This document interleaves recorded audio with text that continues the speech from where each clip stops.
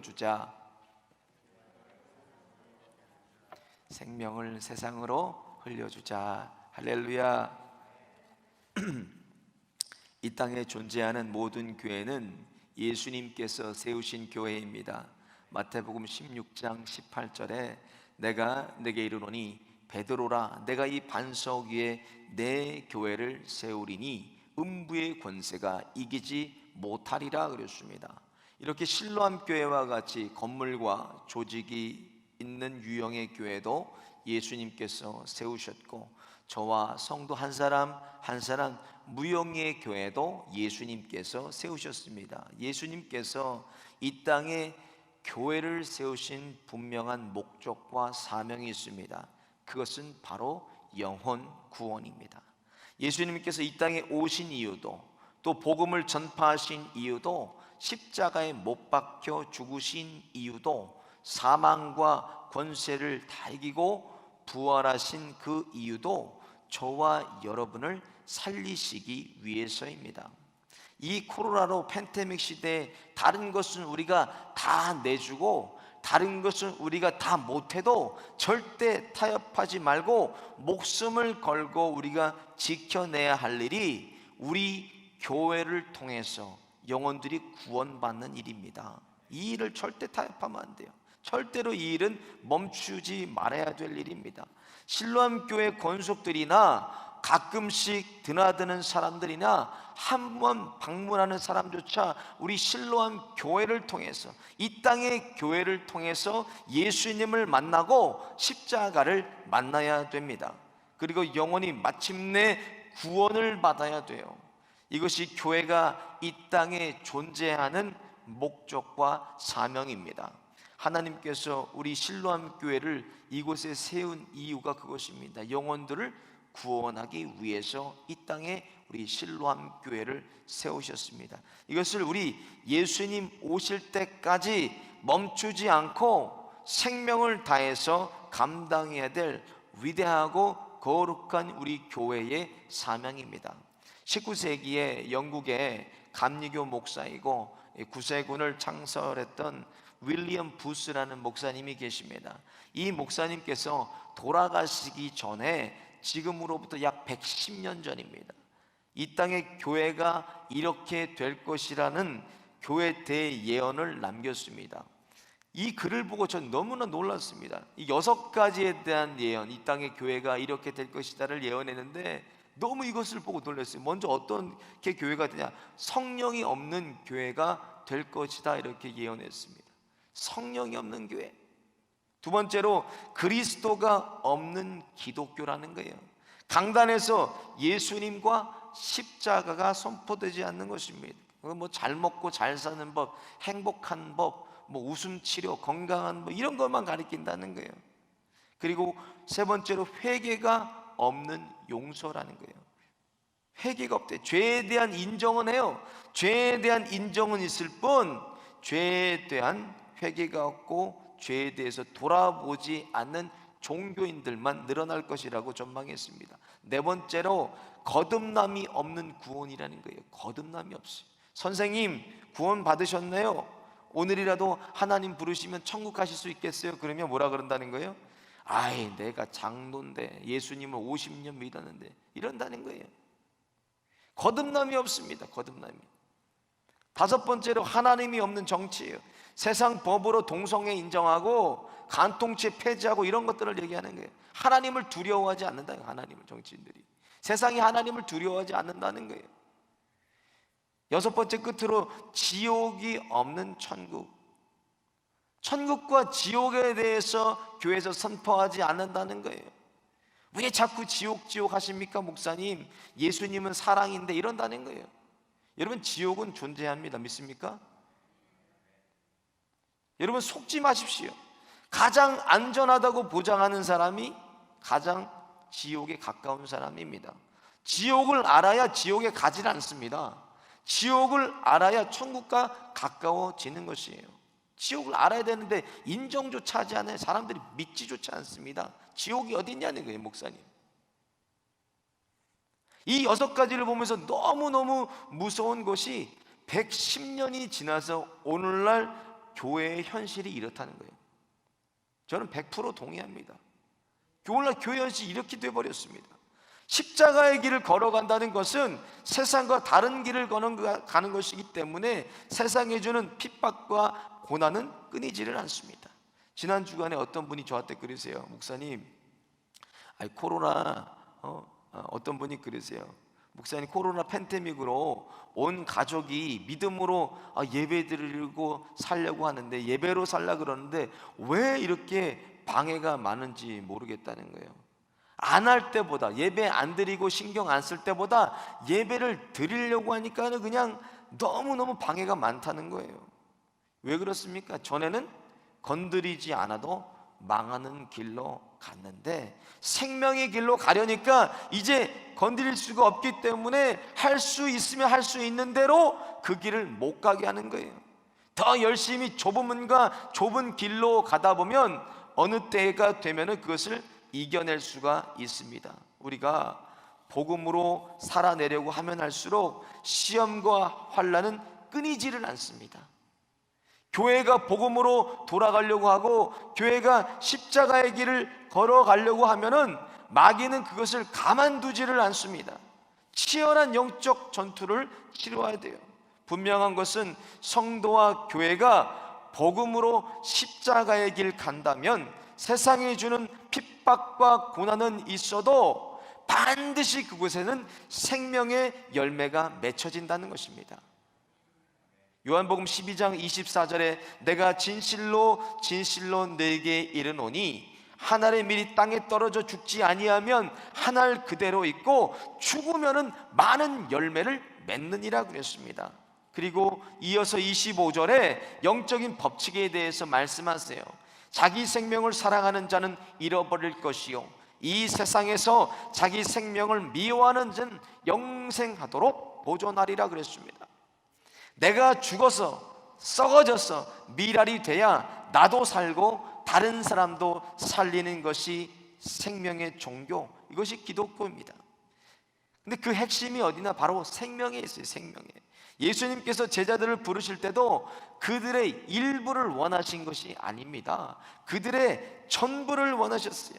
그래서 마가복음 8장 35절에 누구든지 자기 목숨을 구원하고자 하면 잃을 것이요 누구든지 나와 복음을 위하여 자기 목숨을 잃으면 구원하리라 이렇게 말씀하세요. 이 영적인 법칙은 내가 죽어야 가정이 살고 내가 죽어야 우리 일터가 살고 내가 죽어야 우리 교회가 살고 내가 죽어야 다른 사람을 우리가 살릴 수가 있는 것입니다. 그 시작은 내가 죽어야 돼요.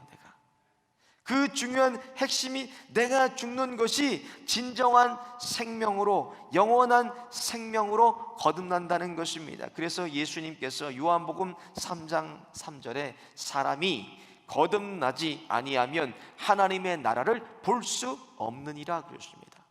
또 요한복음 3장 5절에 사람이 물과 성령으로 거듭나지 아니하면 하나님 나라에 들어갈 수 없느니라 그랬어요. 여기서 말씀하시는 거듭남은 다시란 뜻, 다시란 뜻으로 헬라어로 아노덴이라고 합니다. 다시. 그리고 위로부터의 장소 겟나오는 나타라는 뜻이 냈다. 하늘에서부터 났다. 이것을 풀어보면 다시 하늘에서부터 태어나는 것이 거듭남이에요. 다시 하늘로부터 새롭게 태어나는 것, 세상에 속한 사람이 아니라 하나님께로부터 새롭게 태어난 상태를 우리는 거듭남이라고 얘기합니다. 그러니까 내가 죽어야 내가 거듭나야 된다는 것이에요. 나의 무엇이 죽어야 됩니까? 나의 옛사람이 예수로 죽어야 됩니다. 내가 내 과거가 예수님의 십자가 앞에 철저하게 깨어지고 부서지고 완전히 죽어 없어질 때 우리는 예수 그리스도로 다시 태어나게 되는 것입니다. 여러분 믿으십니까? 목회를 하면서도 성도님들 만나 뵈면 이런 말씀들을 많이 하세요. 목사님, 사람들은 안 변해요. 변하지 않습니다. 사람의 타고난 성품과 인성, 무덤까지 가지고 갑니다. 이런 말을 많이 들어요. 어떤 분은 더 나아가서 그 목사, 그 장로, 그 권사, 집사 절대 안 변합니다. 여러분, 이게 맞는 말입니까? 틀린 얘기입니다. 예수님 만나 변화되지 않을 사람 없고, 예수님께서 고치지 못할 병이 없고, 예수님께서 해결하지 못하실 일이 없습니다. 1000가지 만가지 문제의 오직 유일한 답, 예수 그리스도입니다. 그래서 고린도후서 3장 15절에 그런즉 누구든지 그리스도 안에 있으면 새로운 피조물이라, 이전 것은 지나갔으니 보라 새 것이 되었다 그랬습니다. 예수님과 또 이 예수님의 십자가를 내가 진정으로 만났다면 내 옛사람은 죽을 수밖에 없습니다. 그때 죽지 않았다면 죽은 척이라도 하고 살아가게 돼요. 로마서 13장 14절에 오직 주 예수 그리스도로 옷 입고 정욕을 위하여 육신의 일을 도모하지 말라고 하셨습니다. 오직 예수 그리스도로 옷 입고 세상적인 가치와 일들을 얻는데 힘쓰지 말라는 거예요. 거기에 몸부림치지 말라는 것입니다. 이 땅에 우리에게 주신 오직 유일한 답, 예수 그리스도만 옷 입고 십자가의 길, 좁은 길을 걸어가시기를 예수님의 이름으로 축원을 드립니다. 오늘 본문 말씀은 예수님께서 목회 현장으로 나가는 베드로를 점검하시는 말씀입니다.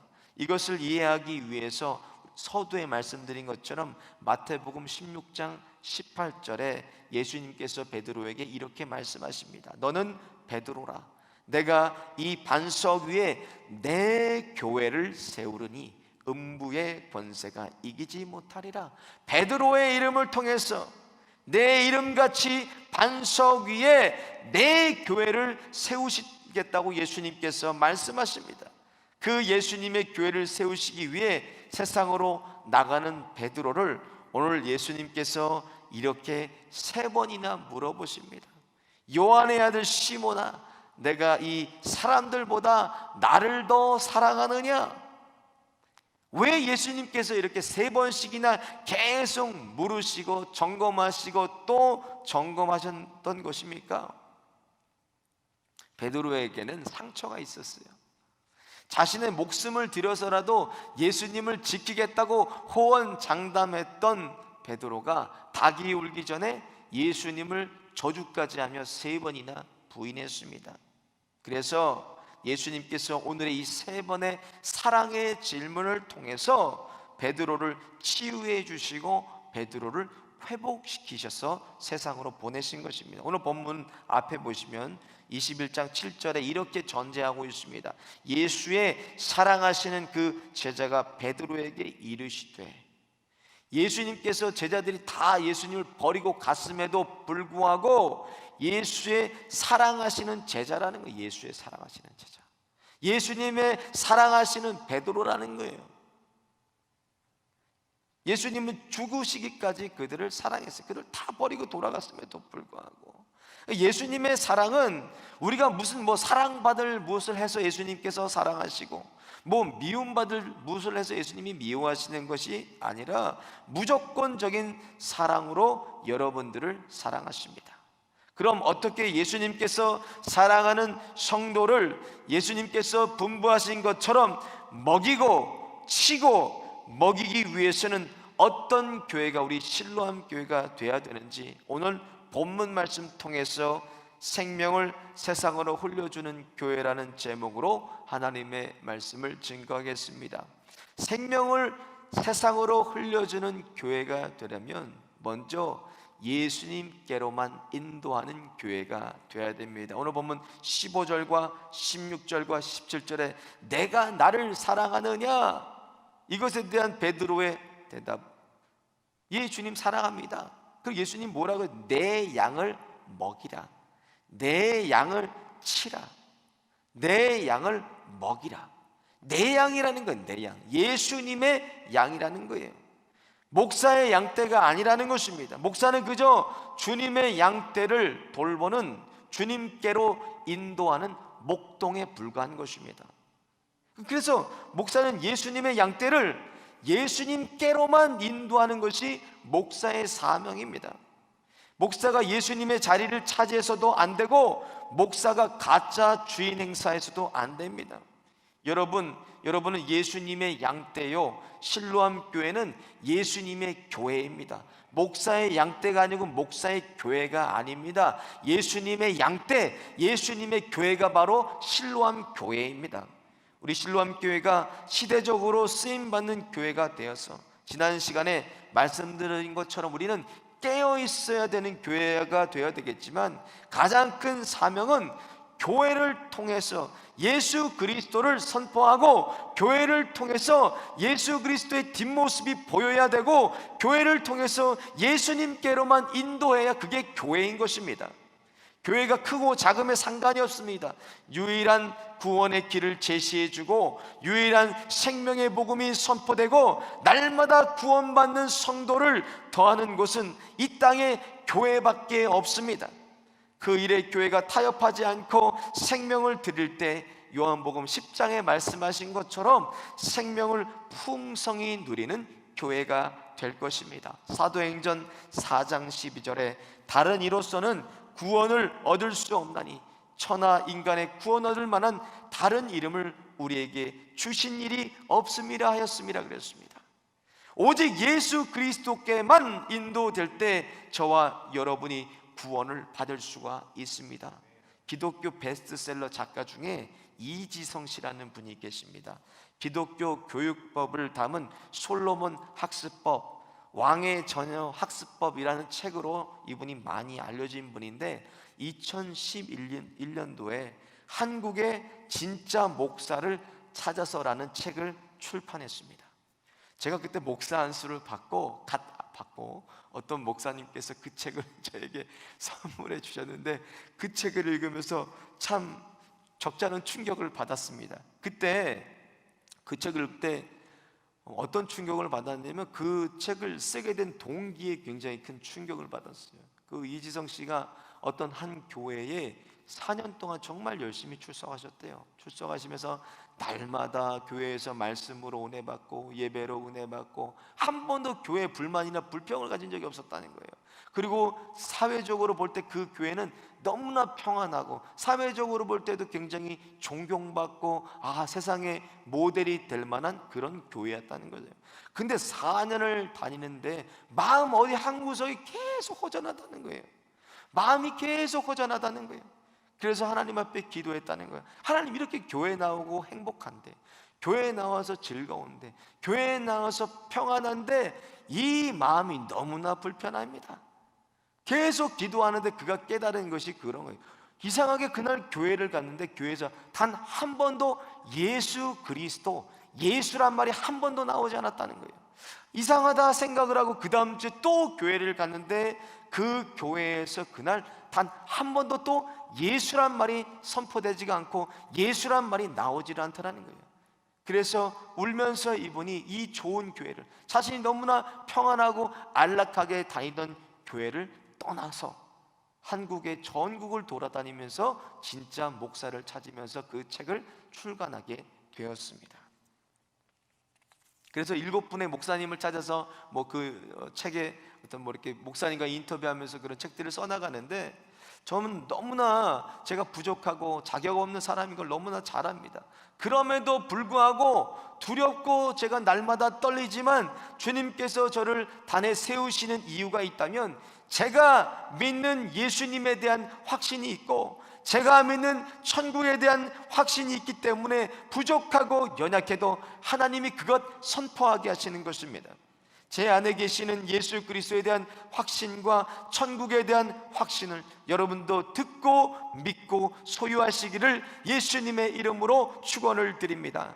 누가복음 10장에 보면 예수님께서 70인의 제자들을 파송하십니다.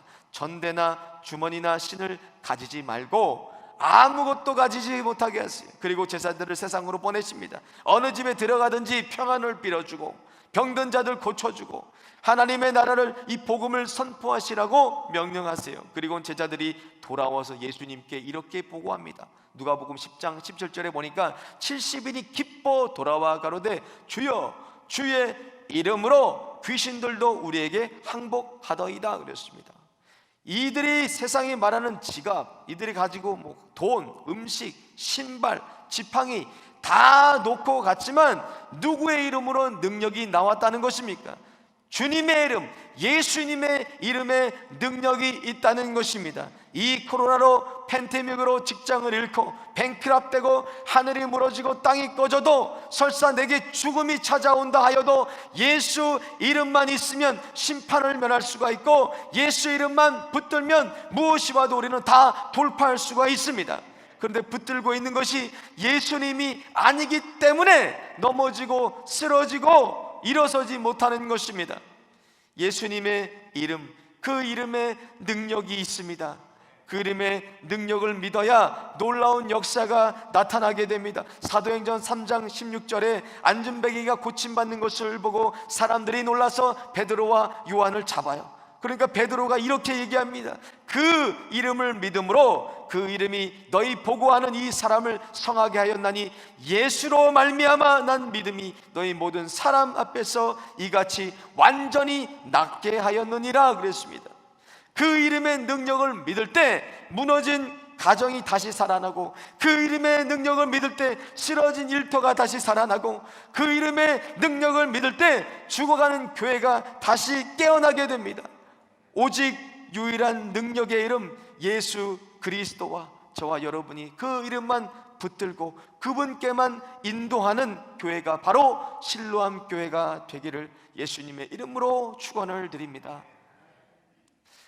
두 번째로, 생명을 세상으로 흘려주는 교회가 되려면 예수님을 닮는 교회가 되어야 됩니다.